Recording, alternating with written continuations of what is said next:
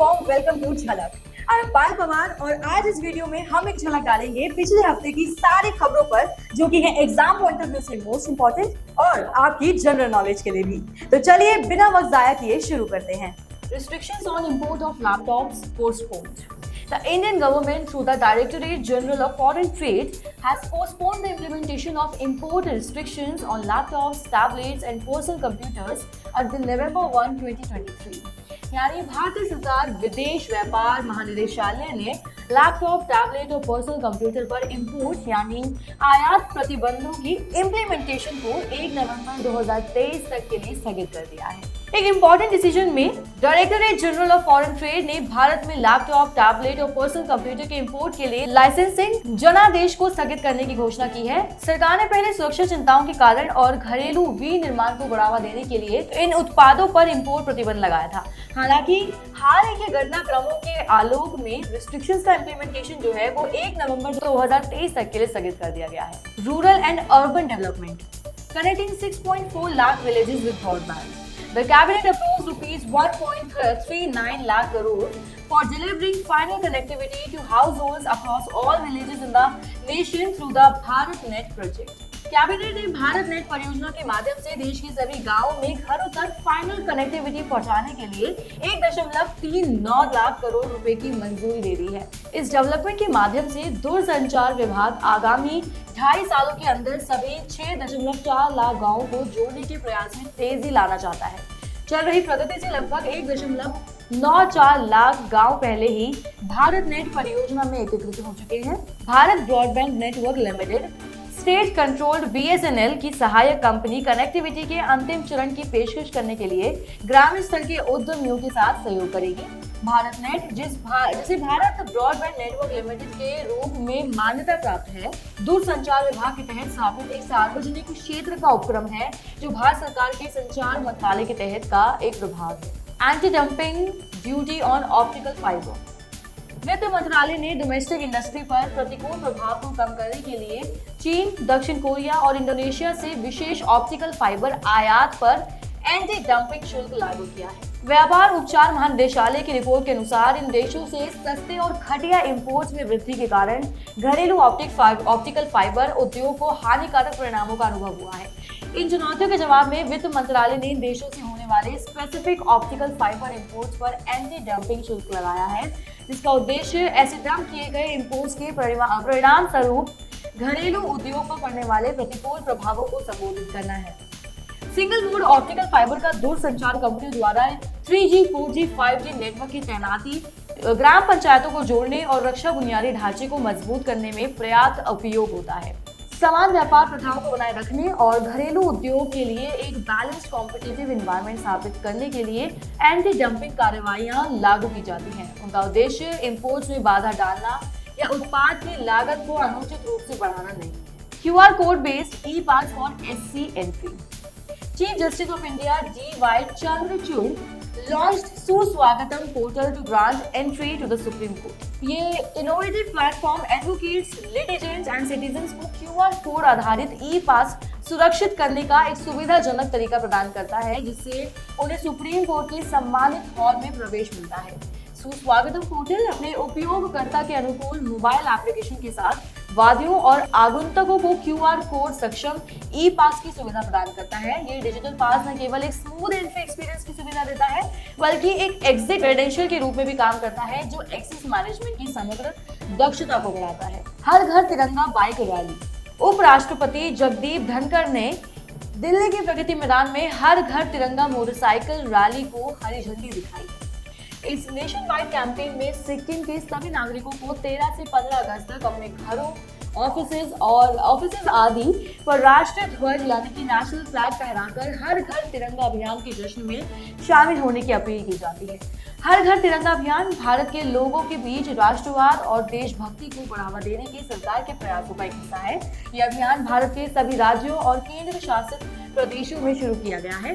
सरकार ने schools, colleges और अन्य एजुकेशन इंस्टीट्यूशन से भी अभियान में भाग लेने को कहा है। Australia strategic Cocos island. भारतीय नौसेना और भारतीय वायुसेना के विमानों ने हाल ही में दक्षिणी हिंद महासागर में ऑस्ट्रेलिया के कोकोस द्वीप का दौरा किया है, जिससे हिंद महासागर में भारत और ऑस्ट्रेलिया की सेनाओं के बीच रणनीतिक पहुंच और इंटेरोपेरेबिलिटी यानी अंतर संचालनीयता मजबूत हुई है। The cooperation between India and Australia extends to support for India's Gaganyaan mission with a ground station at CKI and the planned upgrade of the CKI runway for use as a forward operating base.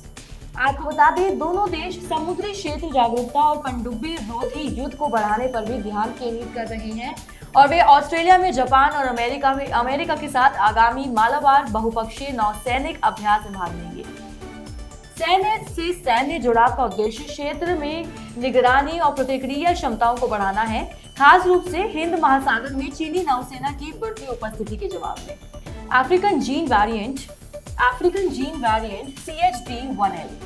Nature journal में published एक recent study से पता चला है कि अफ्रीकी मूल के कुछ व्यक्तियों में एक unique gene variant chromodomain helicase DNA binding protein 1 like होता है, जो ह्यूमन इम्यूनोडेफिशिएंसी वायरस की प्रगति को नियंत्रित करने में महत्वपूर्ण भूमिका निभाता है। CHD-1L जीन का एक ये प्रकार विशेष रूप से अफ्रीकी आबादी में पाया जाता है और इसे HIV की सबसे खतरनाक तनाव HIV-1 के वायरल लोड को कम करने से जोड़ा गया है। परिणाम स्वरूप वायरस फैलाने की उनकी क्षमता कम हो जाती है और उनकी अपनी बीमारी की प्रगति धीमी हो जाती है, जबकि अफ्रीकी मूल के 4% से 13% व्यक्तियों में ये जीन वेरिएंट हो सकता है, लेकिन वह तंत्र जिसके द्वारा ये वायरल लोड को प्रभावित करता है अभी तक पूरी तरह से समझा नहीं गया है। Iraq bans media from using term homosexuality. Iraqi communications and media commission ने होमोसेक्सुअलिटी शब्द के उपयोग पर प्रतिबंध लगा दिया है। इसके बजाय प्रतिस्थापन के रूप में सेक्सुअल डिवाइंस यानी यौन विचलन शब्द का उपयोग करना अनिवार्य कर दिया है। LGBTQ+ individual face extensive discrimination in Iraq with open homosexuality leading to military service ban and the illegality of same-sex marriages or civil unions. These individuals lack legal safeguards against discrimination, often falling victim to vigilant justice and honor killings. While gay sex is not explicitly criminalized, Iraq's anti-LGBT stance dates back to its declaration of independence, during which homosexuality was officially prohibited. As per world data, gay sex is considered a criminal offense in over 60 countries, while same-sex sexual acts have been decriminalized in more than 130 nations. India to grow at average 6.7% per year. S&P global report के अनुसार, जिसका शीर्षक look forward India's movement है, financial year 2023-24 से financial year 2031 तक के India के economic growth trajectory का अनुमान लगाती है। वित्त वर्ष 24 में 6% की अनुमानित GDP वृद्धि दर के साथ देश सबसे तेजी से बढ़ने वाली बड़ी अर्थव्यवस्था बना रहेगा। S&P ग्लोबल भारत की क्षमता के बारे में आशावादी है। इस अवधि के दौरान प्रतिवर्ष 6.7% की औसत विकास दर का अनुमान लगाता है, जो मुख्य रूप से पूंजी विस्तार से प्रेरित है। रिपोर्ट में वित्त वर्ष 2031 तक भारत की GDP $6.7 ट्रिलियन तक पहुंचने और प्रति व्यक्ति GDP लगभग $4,500 तक पहुंचने की कल्पना की गई है। महामारी की चुनौतियों से निपटने के बाद वित्तीय वर्ष 2023 में भारत की GDP वृद्धि प्रभावशाली ढंग से 7.2% तक पहुंच गई। Russia launches Luna 25। रशिया 11 अगस्त को अपना पहला चंद्र लैंडिंग अंतरिक्ष यान लूना 25 लॉन्च करेगा, जो उसके नए लूनर एक्सप्लोरेशन एफर्ट्स में एक महत्वपूर्ण कदम है। Luna 25 launching from the Vostochny Cosmodrome aims to explore the moon's south pole region, believed to hold substantial ice deposits. Despite the proximity timing, Roscosmos assures no interference between Luna 25 and Chandrayaan-3 missions due to different landing areas. Luna 25's primary task is to collect rock samples from depths of up to 15 cm, testing for the presence of frozen water, a critical resource for potential lunar bases. Nuclear rocket for space travel. NASA, in collaboration with the United States Defense Advanced Research Projects Agency, is seeking a nuclear propulsion system that could potentially cut down the travel time to Mars by half. ये महत्वाकांक्षी पहल, जिसे demonstration rocket for agile cislunar operations के रूप में जाना जाता है, और लॉन्च 2025 के अंत या 2026 की शुरुआत में निर्धारित है। और इसका लॉन्च 2025 के अंत या 2026 की शुरुआत में निर्धारित है। ड्रैगन परियोजना खगोलीय पिंडों के बीच कम यात्रा समय और बेहतर ईंधन दक्षता की संभावना प्रदान कर रही है। ड्रैगन की दृष्टि का केंद्र एक परमाणु रिएक्टर है जो यूरेनियम परमाणुओं के विखंडन से पर्याप्त ऊर्जा का उपयोग करता है। Unlike traditional rocket engines that rely on chemical reactions, nuclear reactions generate far more energy, enabling the spacecraft to accelerate continuously throughout its journey. Niger tensions in Niger. Niger में संकट तब सामने आया जब जुंटा ने इकोवास के अल्टीमेटम को खारिज कर दिया, जिसमें देश के हवाई क्षेत्र को बंद करने और उसकी रक्षा करने की प्रतिज्ञा करने का विकल्प चुना गया।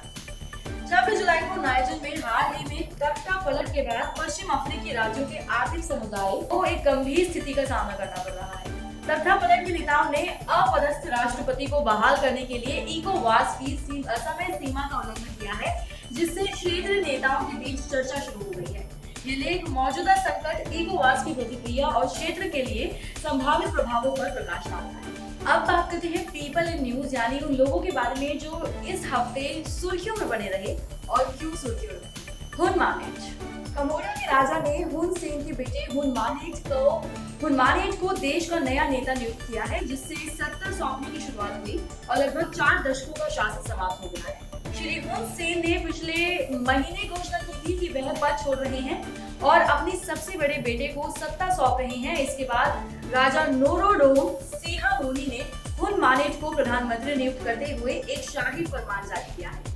हुन मानेट के पास वेस्ट पॉइंट स्थित यूनाइटेड स्टेट्स मिलिट्री अकादमी से स्नातक की डिग्री है, न्यूयॉर्क यूनिवर्सिटी से मास्टर डिग्री और ब्रिटेन में ब्रिस्टल यूनिवर्सिटी से डॉक्टरेट की उपाधि है। वैभव तनेजा। भारतीय मूल के वैभव तनेजा को टेस्ला का नया चीफ फाइनेंशियल ऑफिसर नामित किया गया है, क्योंकि पिछले फाइनेंस चीफ जाचरी किरकोन ने पद छोड़ने के अपने फैसले की घोषणा की थी। He was appointed Tesla CFO in addition to his current role as Chief Accounting Officer of the US-based electric car major after Kirkhorn, Tesla's master of coin and finance chief for the last 4 years, stepped down from the post. Taneja has also been serving as Chief Administrative Officer since March 2019 and as the Corporate Controller since May 2018 at Tesla. Rajiv Gauba. केंद्र सरकार ने cabinet सचिव राजीव गौबा को 1 साल का विस्तार दिया है, जिससे वे भारत के इतिहास में सबसे लंबे समय तक सेवा देने वाले कैबिनेट सचिव बन गए हैं। ये निर्णय कैबिनेट की नियुक्ति समिति द्वारा किया गया था। ये विस्तार महत्वपूर्ण नियमों में छूट के परिणाम स्वरूप आता है, जिससे उन्हें 30 अगस्त 2023 के बाद भी अपने पद पर बने रहने की अनुमति मिलती है। राजीव गौबा 1982 बैच के IAS अधिकारी हैं, जिन्होंने 2019 में कैबिनेट सचिव का पद संभाला। शुरुआत में 2 साल के कार्यकाल के लिए नियुक्त किया गया था उन्हें, और अब उन्हें 2 बार विस्तार मिला है, पहले 2021 में और अब अगस्त 2023 से। इस नवीनतम विस्तार के साथ उनका कार्यकाल बीडी पांडे से आगे निकल जाएगा, जो 2 नवंबर 1972 से 31 मार्च 1977 तक इस पद पर रहे, जिससे राजीव गौबा भारत के नौकरशाही इतिहास में सबसे लंबे समय तक सेवा करने वाले कैबिनेट सचिव बन गए। सुभाषिस तालापात्रा। न्यायमूर्ति सुभाषिस तालापात्रा ने न्यायमूर्ति एस मुरलीधर के स्थान पर उड़ीसा हाई कोर्ट के 33वें मुख्य न्यायाधीश के रूप में शपथ ली। जस्टिस तालापात्रा का जन्म 4 अक्टूबर 1966 को उदयपुर में हुआ था। उन्होंने 13 सितंबर 2013 को त्रिपुरा हाई कोर्ट में एक न्यायाधीश की भूमिका निभाई। इससे पहले उन्होंने 15 नवंबर 2011 से उसी अदालत में अतिरिक्त न्यायाधीश के रूप में काम किया था।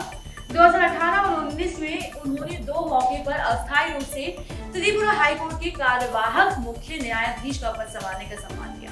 उन्हें 1 जून 2022 को न्यायाधीश के रूप में उड़ीसा हाई कोर्ट में स्थानांतरित किया गया था, जहां उन्होंने 10 जून 2022 को आधिकारिक तौर पर पद की शपथ ली।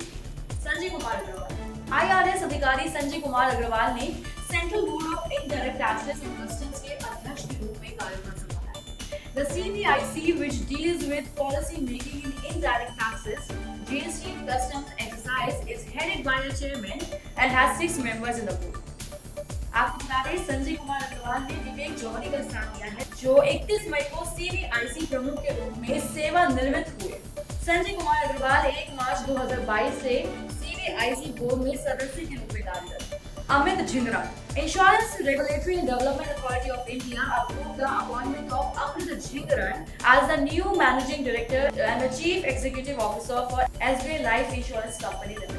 Amit Jhingra के पास बीमा क्षेत्र में 3 दशकों से ज्यादा का अनुभव है और वह हैदराबाद सर्कल की सहायक महाप्रबंधक के रूप में कार्यरत है।